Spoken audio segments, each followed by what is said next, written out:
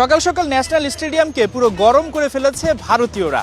এই ধরনের ফ্যাসিলিটিস দেখে এবং এই মাঠকে পেয়ে, যেহেতু এই মাঠেই খেলা হবে, তাই কিন্তু তারা একটা অ্যাটাকিং ফুটবল খেলার ধরন এখানে নিজেদের বাতলে নিচ্ছে। বাংলাদেশ প্রায় 2 যুগ ভারতের বিপক্ষে ম্যাচটা জেতে না। ন্যাশনাল স্টেডিয়ামে কালকে যে মহারণ হবে সেখানে কি বাংলাদেশ জিততে পারবে? হামজা চৌধুরী বাংলাদেশের হয়ে অনেকগুলো ম্যাচ খেলে ফেলেছেন, 4টা গোল করেছেন। তাকে উপহার দিতে হলে বাংলাদেশকে এই ম্যাচটা জিততেই হবে, তাহলে হয়তোবা হামজার যে নিবেদন সেটা পূর্ণতা পাবে।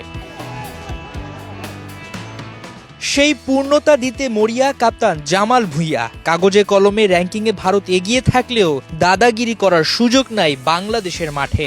If we can end this year with a win, I think it will be positive not only for us but also for the fans and you guys.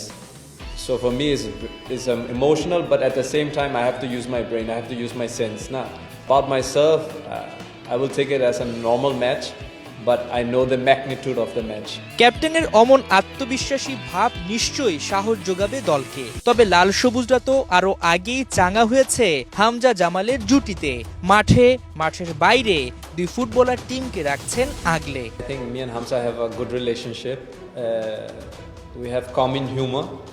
তো উনিও বিদেশ থেকে আসছে আমার মতো, মানে আন্ডারস্ট্যান্ডিং খুব ভালো। কারণ whenever Hamza have a problem, উনি সাথে সাথে আমাকে টেক্সট করে না কল করে।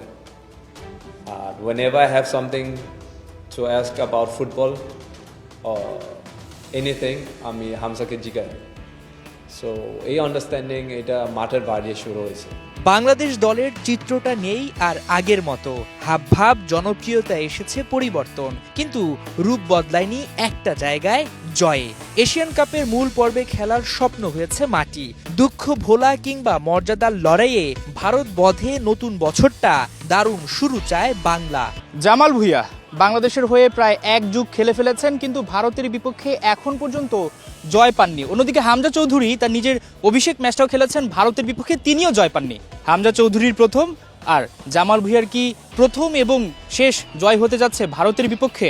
হামজা চৌধুরী এবং জামাল ভুঁইয়া এই দুজনকে আপনি যখনই দেখবেন তখনই ভালো লাগে।